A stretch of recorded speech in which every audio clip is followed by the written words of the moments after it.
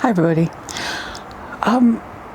I do my level best when I create a video to present everything that I can as balanced as I can, and I try to make it so that the viewer can decide for themselves whether or not they agree with what I have to say, and have I supported it with facts and things that then when I have any questions, that sort of thing.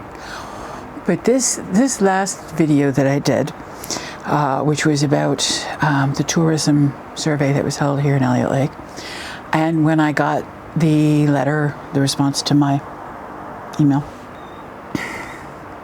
well, to say the least, it really got me. A couple reasons. Number one, I'm on the working group for the accessibility strategy update, whatever you want to call it, for the next 4 years, 5 years.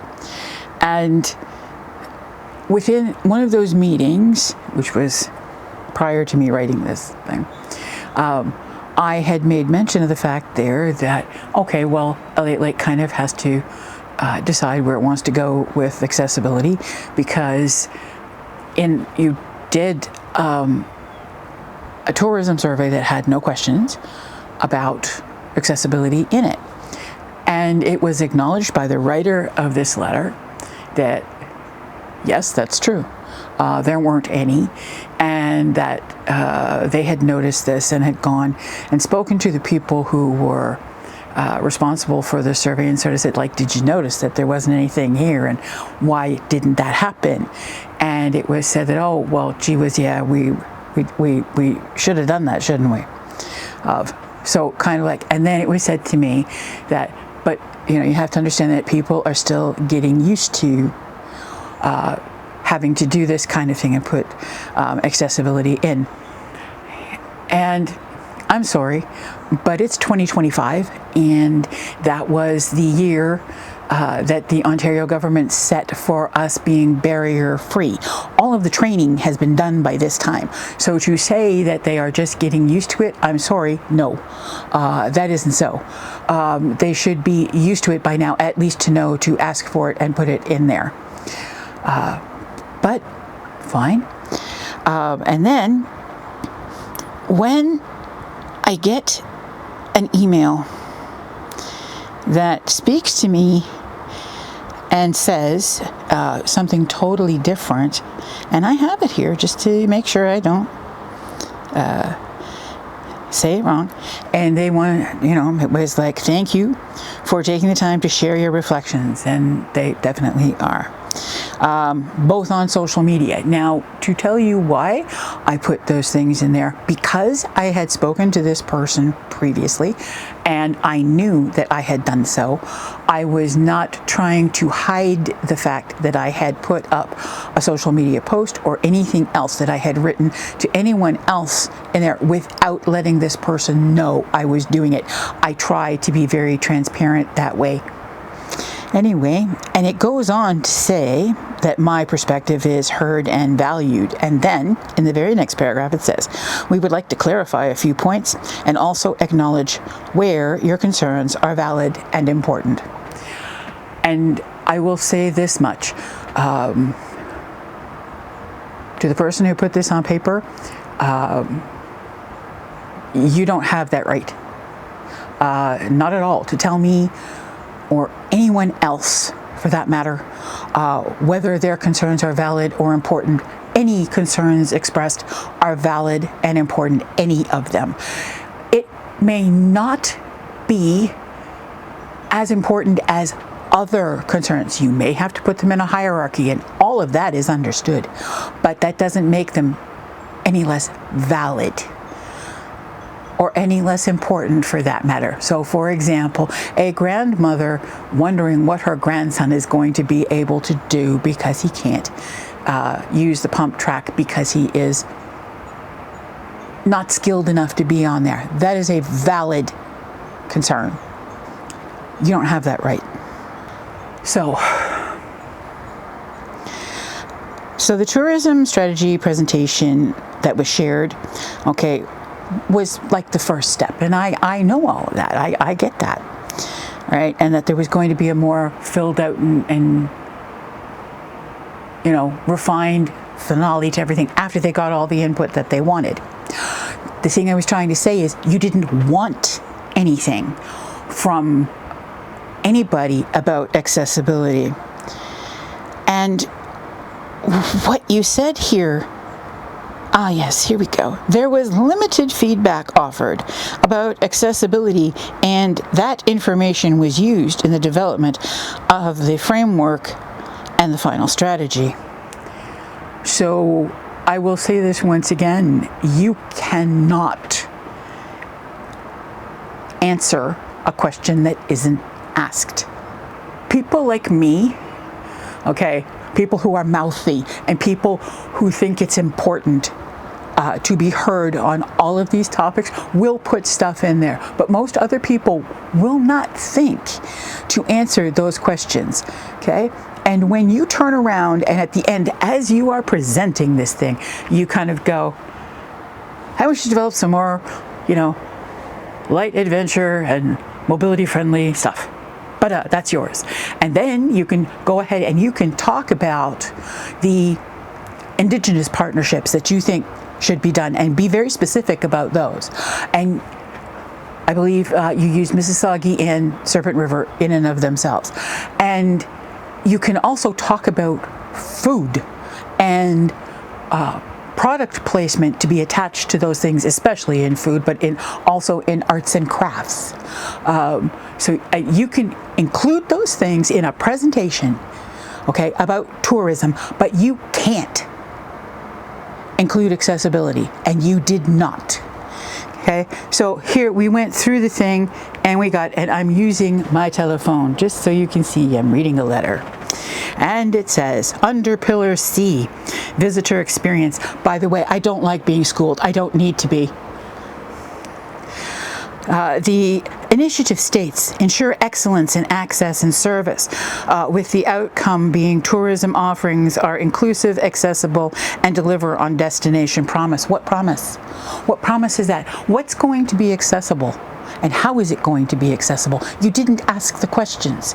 You can't even say that, okay?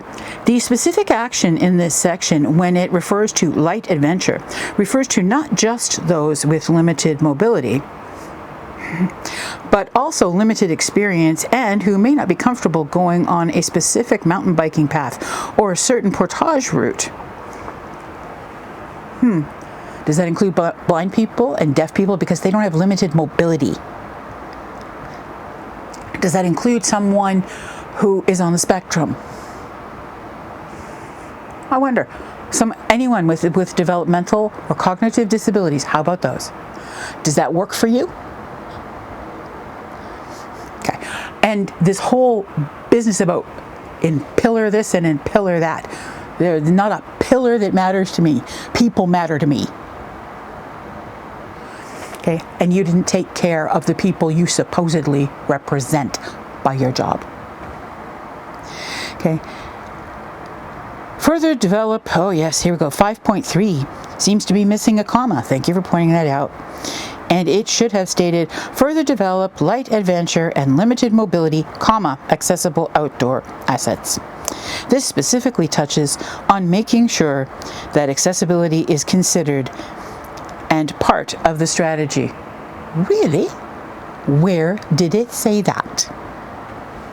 Okay, and we went on to Pillar 7.1 to develop and share resources for key visitor markets, including light adventure resources like itineraries, how-to guides, destination maps, etc. Do you realize that with what you have available currently in accessible tourist attractions, you couldn't make up a map or a 2-day itinerary for any disabled person to use? The term light adventure actually ties in nicely with your next point of the pump track. I didn't think that you would be quite this condescending, but you were, and that is up to you.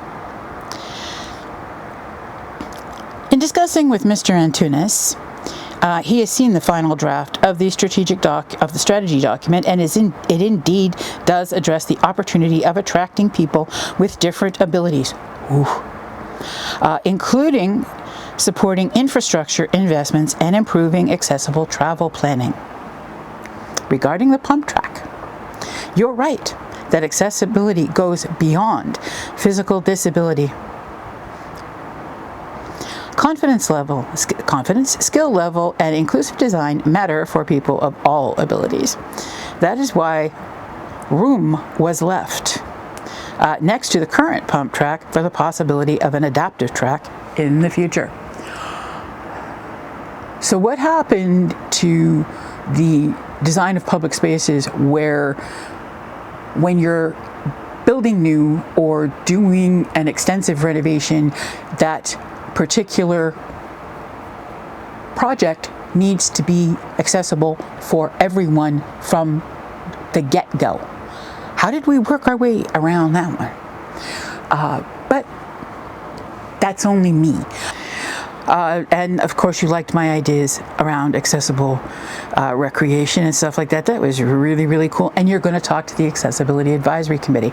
You know, like as I read that as, you know, you can be quiet now because, you know, the grown-ups will take over. Good for you. Have at her. See where it gets you. Because so far, you have not demonstrated in here that you know what I'm talking about. And finally, we want to reassure you that this community does want to invite everyone to the party. Then where was the invitation? What did I miss? There were no questions. And you said you didn't want to have leading questions or anything like that. So what I did, just for my own sake, because I am that way, was I spent some time, my own little humble self, and I thought, I will try and come up with something. Here you go. Accessibility and Inclusion Tourism Survey. Creating a more inclusive travel experience. We're working on a new tourism strategy that aims to make our region more welcoming and accessible to everyone. Your input will help ensure that people of all abilities feel included and can fully enjoy what our communities have to offer. And I put communities because I wanted to include all of the other ones, Blind River, Iron Bridge, everything that is around us, because they should be included on a 2-day itinerary and stuff, and they actually do have some accessible places to go. Whether you personally use accessibility features or not, your feedback is valuable. All questions in this section are optional.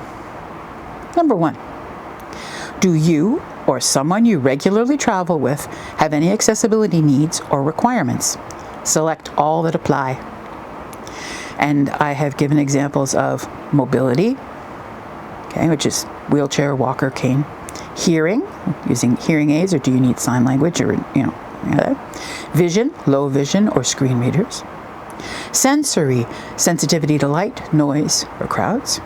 Cognitive or developmental, for example, memory processing.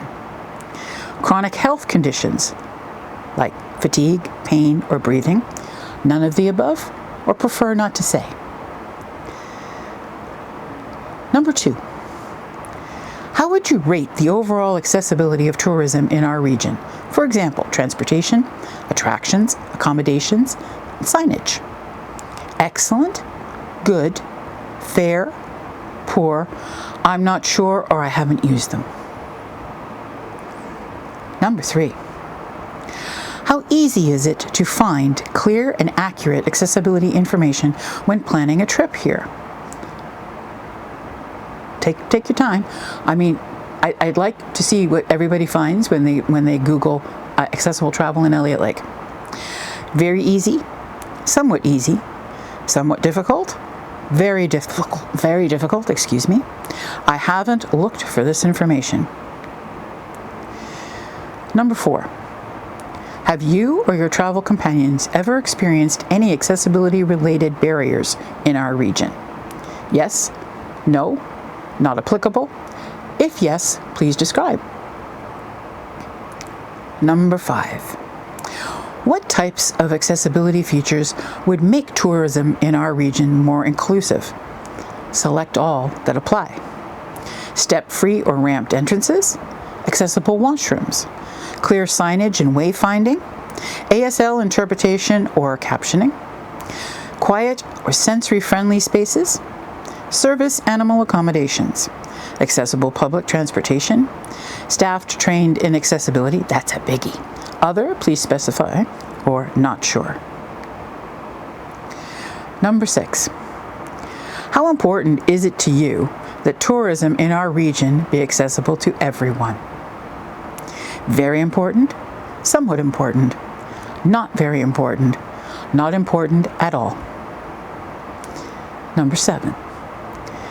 Would improved accessibility make you more likely to visit or recommend this region in the future? Yes, definitely. Maybe. No difference. Not applicable. And number 8. Do you have any other comments, ideas, or suggestions about accessibility in tourism for our region? And there would just be a comment box there.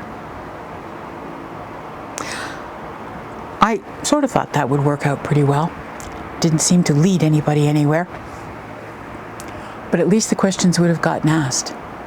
And there would have been something to be able to use instead of being able to shift the blame onto people who didn't answer what was there.